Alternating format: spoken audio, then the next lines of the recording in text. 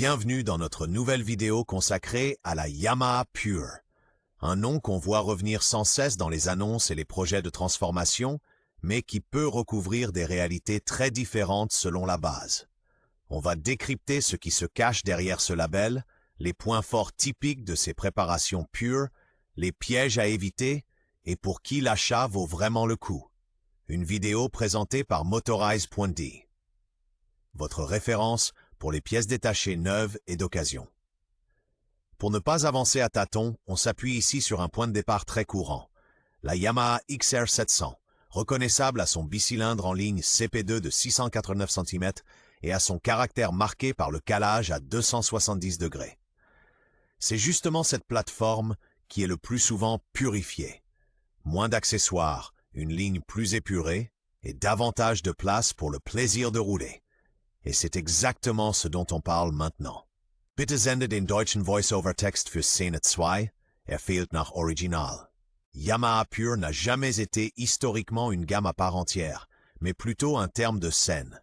Des concessionnaires, des préparateurs ou d'anciens propriétaires l'emploient quand une moto a été volontairement épurée et visuellement clean. On retrouve cela particulièrement souvent sur les plateformes néo-rétro et naked de Yamaha. Les donneuses typiques sont la XR700 ou la MT-07, toutes deux animées par le moteur CP2 689 cm et ce feeling crossplane si caractéristique grâce au vilebrequin à 270 degrés. Cela colle aussi à la stratégie de Yamaha ces dernières années. Une technique moderne, mais des formes réinterprétées à la manière classique, peu de carénage, beaucoup de mécanique mise en valeur. Point important pour les acheteurs, sous le nom Pure, peuvent se cacher des millésimes, des équipements et des niveaux de préparation totalement différents. L'évolution ici relève comme moins d'une histoire de modèle, d'une histoire de style et de transformation, et elle modèle dit de base précis. Pour les données techniques, il faut le savoir. La Yamaha Pure n'est pas un modèle de série officiel. Tous les chiffres dépendent donc de la motodonneuse. Le plus souvent, il s'agit d'une XSR 700 ou d'une MT-07, avec, à la clé, le bicylindre en ligne CP2 de 689 cm, 54 kW et environ 73 à 75 selon le marché et l'année. On retrouve généralement une boîte 6 rapports, une transmission par chaîne et un point d'ordre de marche autour de 180 kg. Détails concrets conservés sur beaucoup de préparations Pure.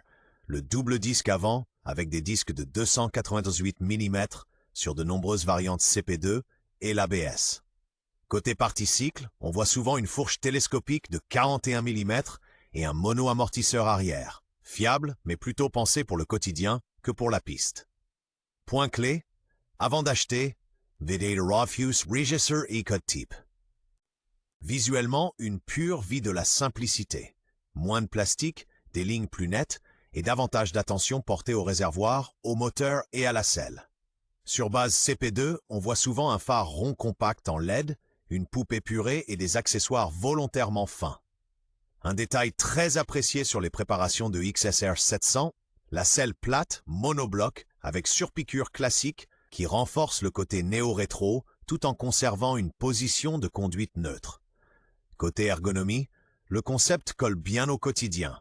Guidon large, genoux modérément fléchis, aucune charge excessive sur les poignets. Le réservoir est généralement étroit, ce qui se ressent au freinage et lors des changements d'angle en virage quand on bouge activement sur la moto. À noter toutefois, certaines Pure raccourcissent fortement l'arrière, ce qui peut nettement dégrader le confort du passager et la protection contre les projections. Au quotidien, beaucoup de Pure séduisent avant tout par leur agilité, surtout lorsqu'elles reposent sur une plateforme CP2. Le bicylindre de 689 cm coucou délivre son couple très tôt, tourne avec douceur et ne se sent jamais dépassé en ville.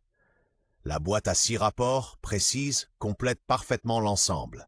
Débattement court, passage net, idéal dans les embouteillages comme sur les petites routes. Un détail concret que l'on ressent sur de nombreuses bases XSR 700 MT-07, un bloc moteur relativement étroit et une géométrie compacte. De quoi rendre les demi-tours, les manœuvres et les virages serrés étonnamment faciles. Sur route dégradée, la suspension d'origine privilégie le confort. En conduite plus sportive, elle peut paraître un peu souple. Pour les trajets quotidiens, la consommation et l'autonomie comptent aussi.